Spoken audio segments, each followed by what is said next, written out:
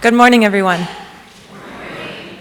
Welcome to the First Unitarian Society of Milwaukee. My name is Julia Oshwald, and I'm delighted to serve as your worship associate today and to welcome you fully into this space.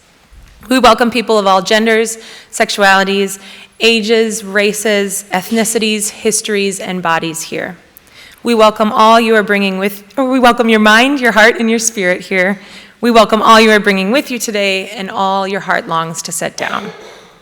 We extend a special welcome to each guest among us. We invite our guests to fill out a welcome card located in the pew rack in front of you and drop it in the offering plate later in the service.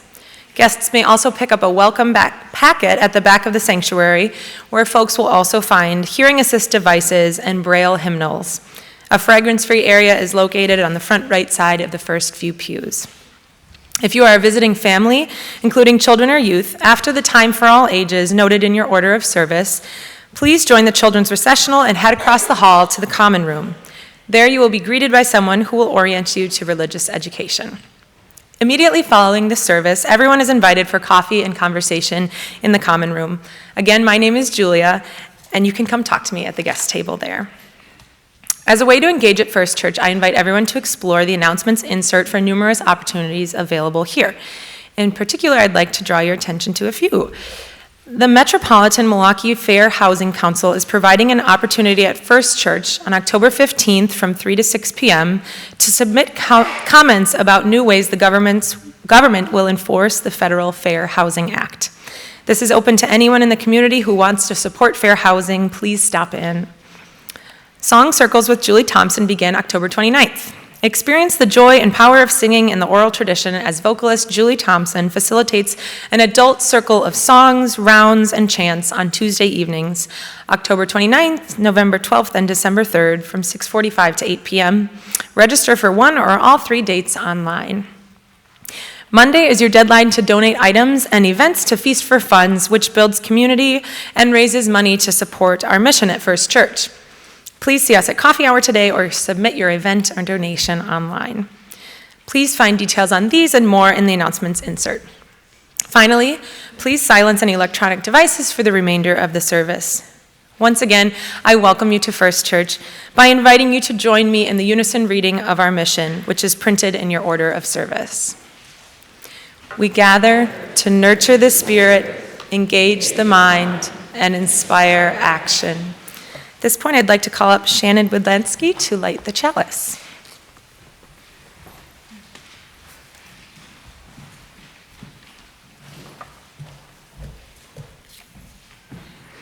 Our opening reading this morning is entitled Lost, and it's by David Wagner.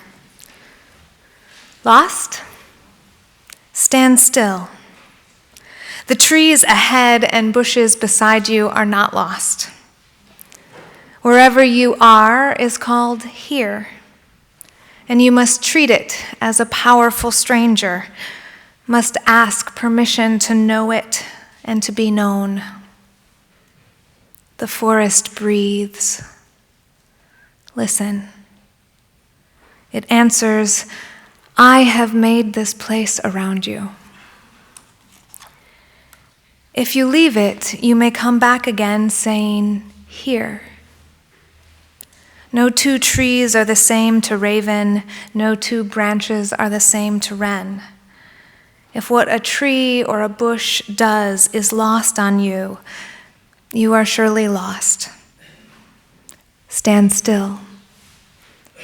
The forest knows where you are. You must let it find you.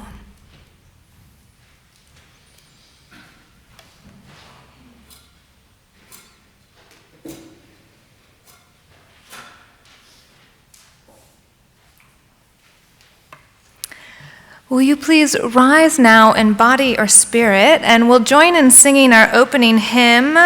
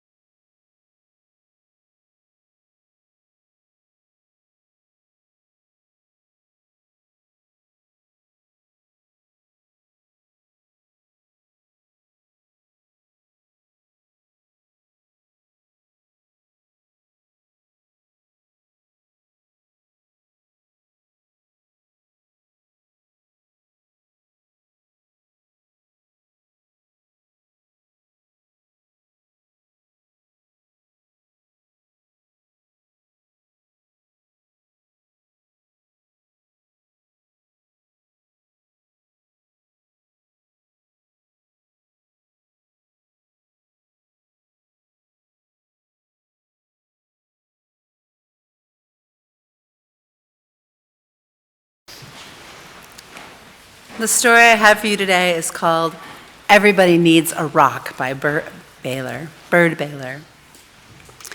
Everybody needs a rock. I'm sorry for kids who don't have a rock for a friend. I'm sorry for the kids who only have tricycles and bicycles and goldfish and three-room playhouses and fire engines and wind-up dragons and all those things like that, if they don't have a rock for a friend. That's why I'm giving you my own 10 rules for finding a rock. Not just any rock, I mean a special rock.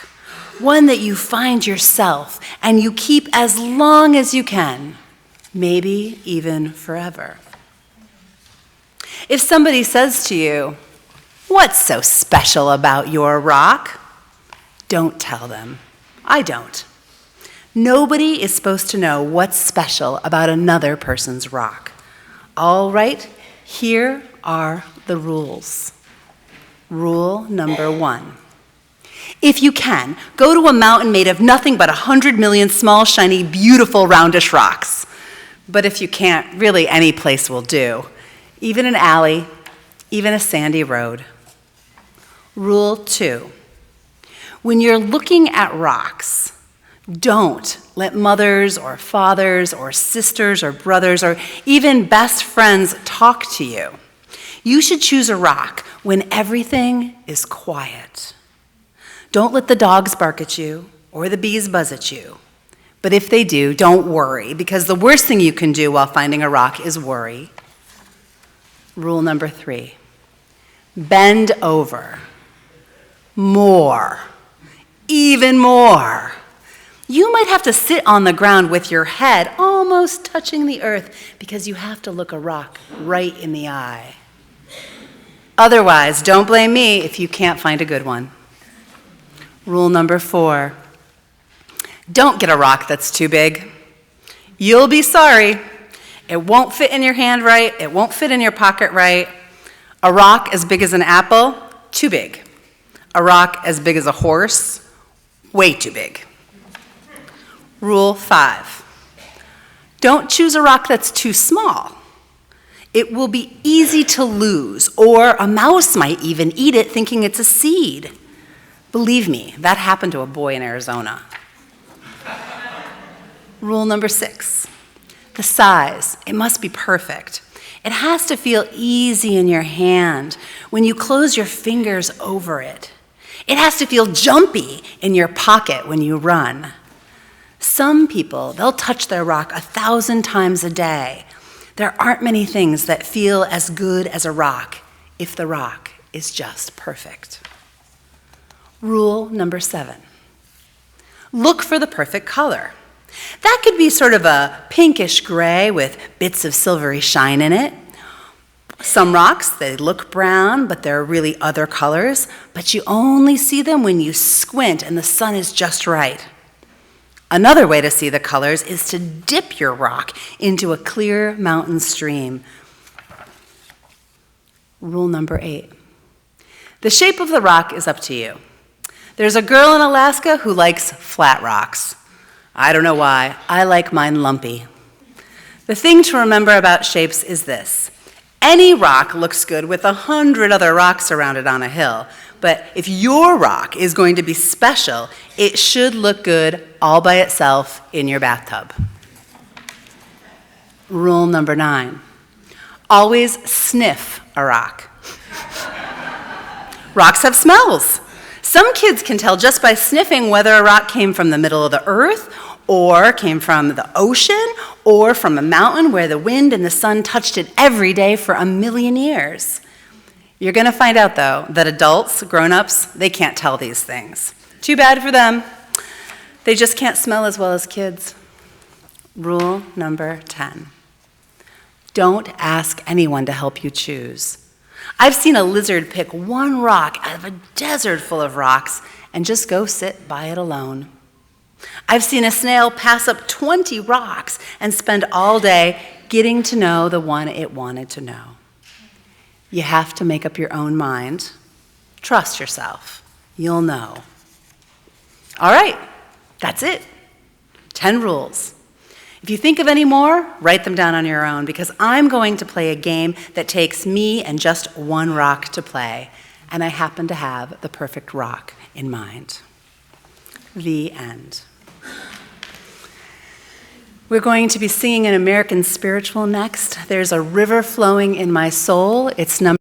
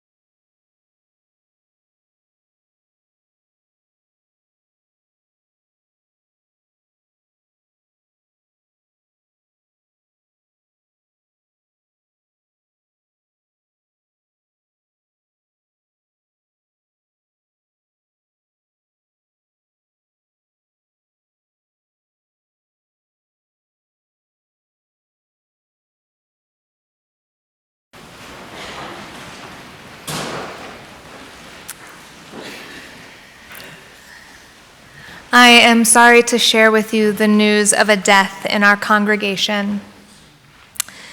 Edwin Packard Wiley, known as Ted, died peacefully after a long decline in health on Friday, October 4th, 2019, at the age of 89.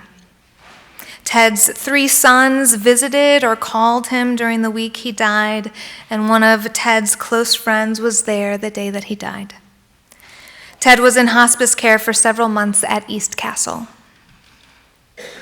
Ted first joined First Church in 1953, and he was particularly active during Reverend John Cyrus's years of ministry.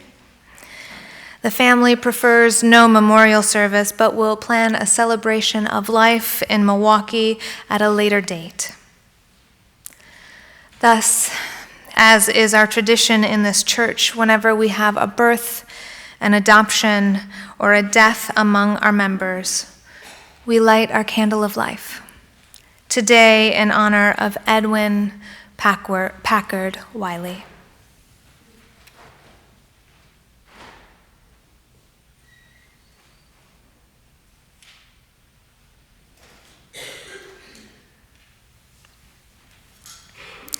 Will you join me now in a time of contemplation, which will be followed by silence, followed by the seated singing of Spirit of Life.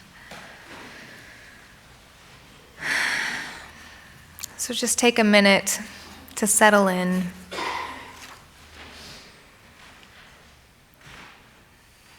And bring your attention to your body and your breath moving in and out.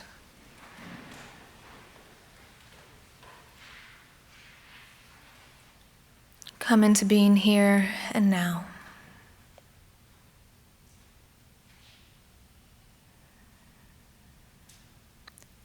Spirit of life and love, Holy One of our being and our becoming, that which is sacred within, among and beyond us, Announce to us our place in the community of beings. May we know our relationship to the land, to the water, to the trees and animals, to the plants and the air and the insects, to our own breath. May we know our relationship to each other, to the people of today and the people of the past. May we know our relationship to the people of the future. And may we find belonging within the community of all that is. May it be so.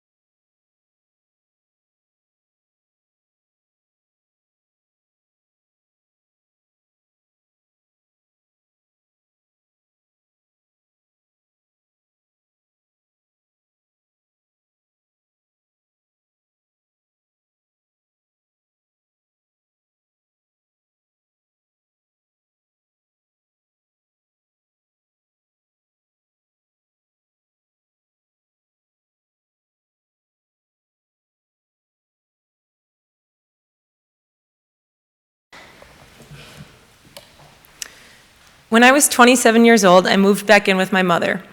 I had just returned to the United States after a number of years abroad and needed a place to stay for a while I found a job. Right at the same time I moved back to Wauwatosa, my mom was moving out of our childhood home. We had lived there since I was 5 years old. It was a gorgeous old home built in 1921, and it was filled with nearly every beautiful, informative, and tragic, and touching, and painful memory of my childhood. We all loved the house dearly, but it was becoming too big for my mother to live in alone. So, not wanting to leave her beloved neighborhood, she decided to move to a much smaller home just 2 blocks away. And much to my mother's delight, right as she decided to downsize, another one of her adult children had decided to move in with her again. It was a time of transition for all of us, and in retrospect, it was a precious gift that I got to break in my mom's new home with her. We got to start off right away with new memories in our new home, but it was hard being so close to our old home, our real home as it often felt. Twice I woke early to drive my mom to work before dawn, and I drove home groggy, parked my car, and went to get out only to snap into reality and realize I had pulled into the driveway of my old house. My muscle memory was so strong that I had gotten all the way into the driveway before I realized I no longer lived there. Many nights, my mother and I would go on walks and pass our old home. One of us would inevitably get irritated by some change they had made to the house. What the heck was that decoration they had in the yard? How dare they cut down the tree? I used to climb that tree. The house still felt so much like ours that it felt like an assault to watch it change before our very eyes. By this point in my life, I had been to 6 continents, lived all over the world, made homes in countries and terrains that were entirely foreign to me. I had gotten so used to moving and changing and creating a sense of belonging wherever I found myself. I had told myself that the place didn't matter as long as I had a loving, engaging, supportive community of people around me. But here I was, returning to my hometown after I said for years I never would, and feeling sorry for myself that someone else was calling my childhood home their own. After years of feeling like I could belong anywhere, feel at home anywhere, I could not feel at home 2 blocks away from this one particular house because so much of who I was as a person lived in that building. It felt like my entire being was housed there. The basement where we played for hours with our big tan dress-up box, the kitchen where I learned to make my mom's pumpkin chocolate chip muffins, the living room where I found out my parents would be getting divorced, the banister we'd slide down when Mom wasn't looking.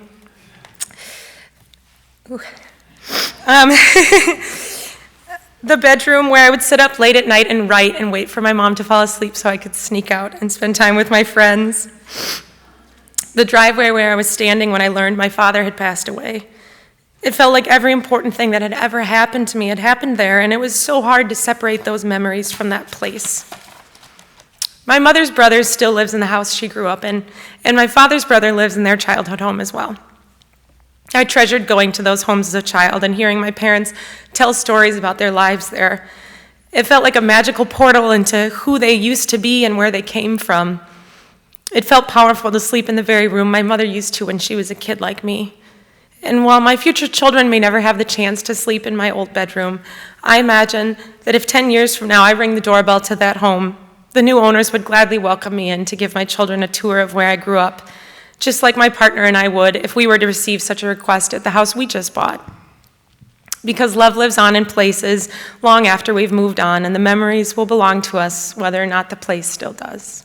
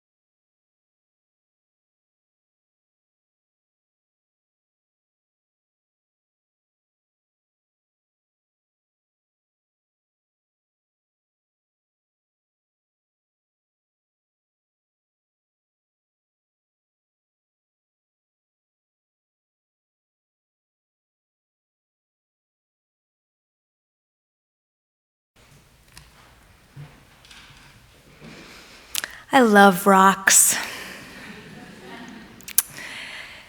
In my minister's robe that I wear every week, I carry a rock in each pocket. I carry one rock that was given to me at my ordination by my previous congregation's children. And I carry another rock that was given to me by the children of this congregation at my installation.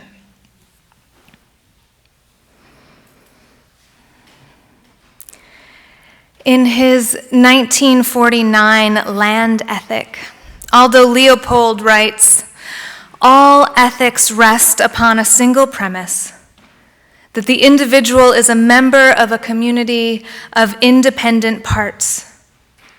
The person's instincts prompt them to compete for their place in the community, but their ethics prompt them to cooperate. The land ethic simply enlarges the boundaries of the community to include the soils and the waters and the plants and the animals, or collectively, the land." I traveled to Door County for the first time in the summer of 2015. I know I'm a little late to that party. I grew up in Racine, but our family's regular vacation spot was the Wisconsin Dells. I love Lake Michigan, though, that water that built my body, so I decided to take my own journey to the tip of where the land meets the lake. While I was in Door County, I fell in love with Cave Point, which is on the eastern lake side of the peninsula. Door County is what's known as a cuesta, which is a land formation that has a sharp cliff on one side and a gradual slope on the other. At Cave Point, you can see the beautiful rocky cliffs falling off into the lake. On windy days, the lake crashes against those cliffs at the edge of water and land, the power of water shaping rock over centuries of time. I hiked that edge of meeting land and lake, walking along rock that was formed over 400 million years ago, back when Wisconsin was located along the equator. The path wound in and out of the tree lines, sometimes on rocky shore right next to the water, and sometimes on pine needle, root-covered earth dappled with sunlight whispering through tree leaves. I took a turn out of one section of trees, and suddenly I was on rock amidst a field of cairns. A cairn is a stack of rocks. For thousands of years, people have used cairns to mark important locations, landmarks or grave sites or pathways. People have used cairns to say, "This is the pathway forward," or "We were here," or "Someone I love is buried here," or "This is a sacred place of great beauty." Cairn is a Scottish word, and there's even an old Scottish Gaelic blessing that blesses by saying, "I'll put a stone on top of your stone." At Cave Point, there are hundreds and hundreds of cairns stacked at the outermost point of the land jutting into the water. Tiny cairns the size of my hand and huge, huge cairns taller than I am. When I turned that corner, and I was suddenly among hundreds of stone monuments marking space and time, I was stunned into silence. These were human-balanced rocks, formed in the millennia of geologic time, but carefully balanced against one another to mark one human moment in the whisper of a life. Each cairn represented a person who made a choice to bring those rocks together and stack them carefully, bridging some sort of meaning with place and beauty, intersecting time and water and flesh. I shivered with awe. and I felt suspended in time and place at the end of the land and the lake, hovering above, but also so deeply aware of my own small life in the vast interdependent web of all being. In that moment, I felt not only like I belonged in this land, but that I belonged to it. That I was part of this larger thing of time and rock and humanity and history. Later that year, I made my ministry website, which congregations in search of a minister view.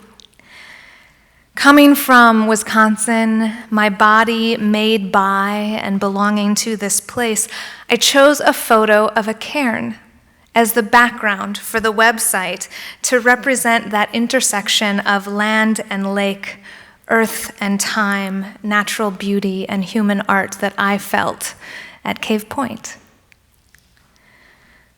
Well, you all know a little bit how this story goes. Your search committee chose me as your candidate for senior ministry in 2016, and I came to meet you in April and May of that year. And one of the very first people I met outside of the search committee was our then president of the congregation, of the board, Dale Skaggs. Now, the first time that we talked, Dale told me how much he liked my website. And then he told me that his own Facebook cover photo was an image of cairns from one of Dale's favorite places in the world, Cave Point.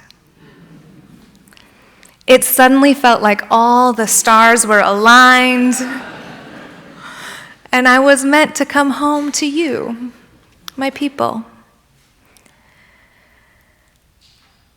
I feel like we share a love of this place, a love of this land, and many of us were even made by it. Our bodies fed by local harvests, cells built by Lake Michigan, and minds shaped by this particular intersection of land and water and sky.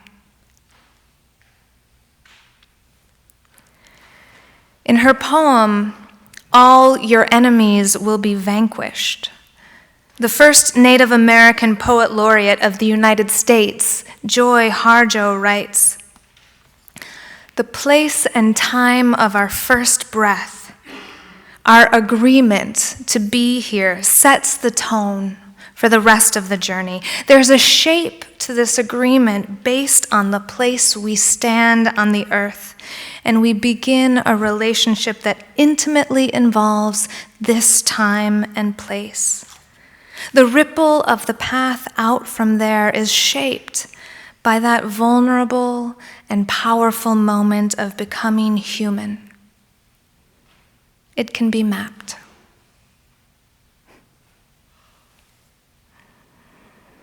What is the map of your life? When and where did your life begin? And how did that tender moment when you were born shape your life's agreement? How are you twined in time and space?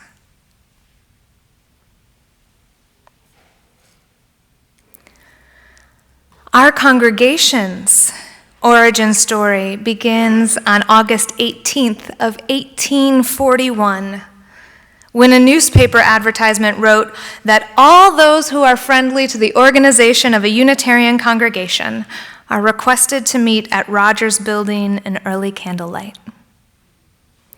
The founders of our congregation gathered there that night, beginning a journey whose winding trail led to you, here and now. We became a congregation in 1842. That was 6 years before Wisconsin was officially a state, and 4 years before Milwaukee was chartered as a city. At the time, Milwaukee was simply known as Solomon Juneau's Trading Post. Solomon Juneau was a French fur trader who was married to a Menominee woman named Josette. Josette ran the trading post while Solomon was frequently away on business. But before that, back in the mid-1700s, this land was populated by Potawatomi and Ho-Chunk and Menominee villages with significant minorities of Ottawa and Ojibwe and Sauk peoples, according to Antonio Doxtator and Renee Zakar's American Indians Living in Milwaukee.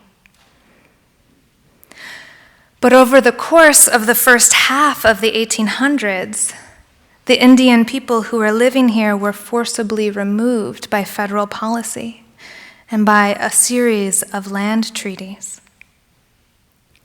One of the major treaties that removed Indian nations from the Milwaukee area was signed in 1833 by representatives of the Potawatomi, Ottawa, and Ojibwe nations. In that Treaty of Chicago, those folks lost all the land west of Lake Michigan all the way to Lake Winnebago, what is known today as Wisconsin. The Menominee and Ho-Chunk and Oneida nations lost their lands in a series of other treaties, including an important one at Prairie du Chien. Between 1825 and 1850, the native people of this land were forcibly removed from it. Some of those folks chose to relocate to reservations west of the Mississippi. Some chose to flee into northern Wisconsin. And some tried to remain in their homes. Many people died in long and cold and hungry journeys west. They had lost access to sources of food and water, to their homes, and to anything they could not carry.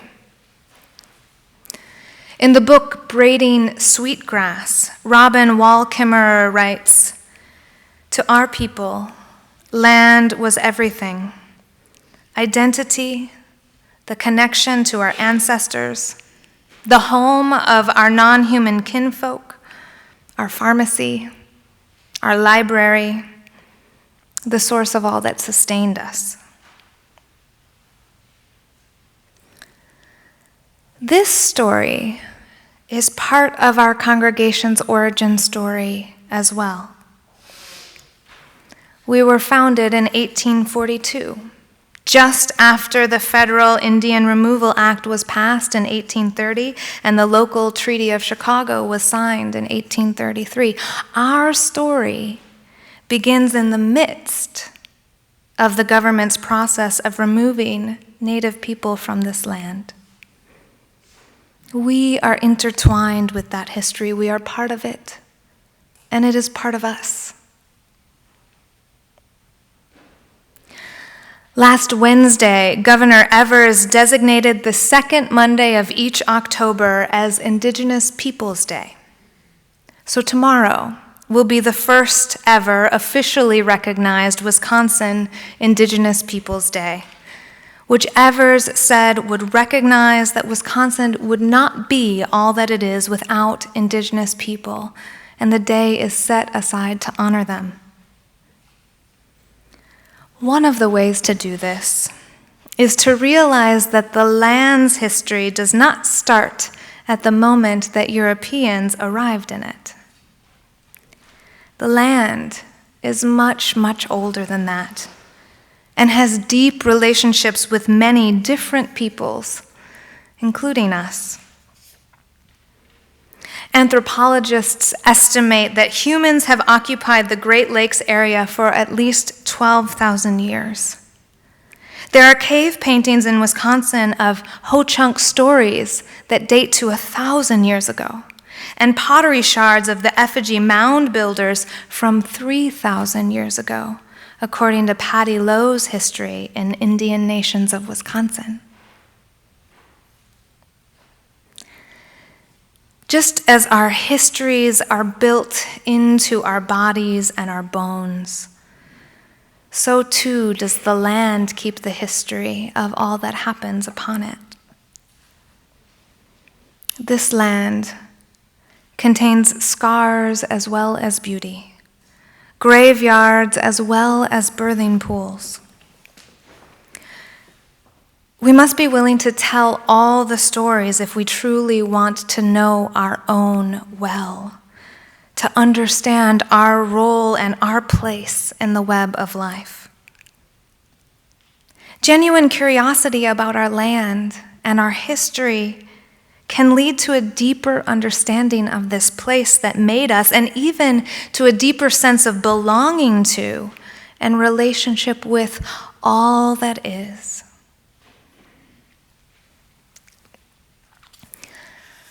When I returned to Cave Point this summer, there were new signs up that warned against stacking rocks. I learned that people had been stacking so many rocks that they had begun removing enormous stones from the land and exposing tree roots to the rising waters. Also, some people, turns out, had started taking the cairns home. Large numbers of them, removing rocks and contributing to the erosion of the land and therefore the displacement of animals that lived within it. Robin Wall Kimmerer writes that in Indigenous ways of knowing, the land belongs to itself, as do the plants and the animals, and yes, even the rocks. Humans must ask permission to take an animal's life or a plant's fruit or to move a rock, because we are in relationship with those beings that belong to themselves. In an Indigenous way of knowing, we are part of a larger community of being. And to be in right relationship with the larger community, we cannot just take and control and possess. We must be in relationship. Now, I still love rocks. I'm still carrying 2 in the pockets of my robe. I love cairns, and my Irish blood is still going to bless by saying, I will place a stone on your stone. I am not saying to not be together with the rocks. What I am saying is that because I believe I belong to this land, I must be in relationship with the land.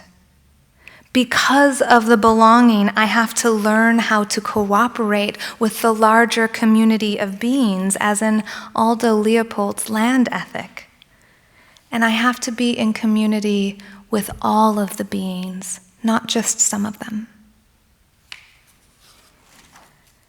Before we stack a rock or throw a stone in the water, we should ask permission.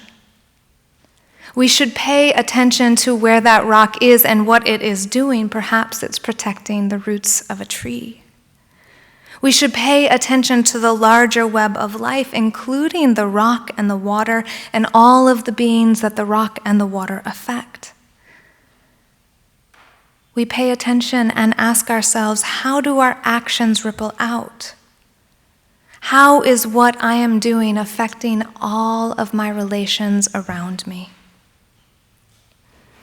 For we are part of the larger web, and we can choose to cooperate with it, being in relationship with it, and noticing how the choices that we make affect all that is. May we be in relationship with the rocks that we love, with the land that we belong to.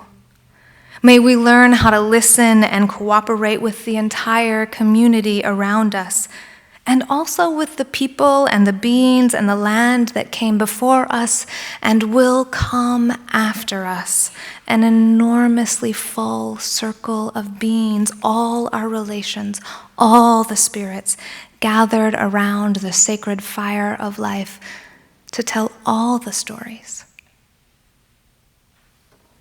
May it be so.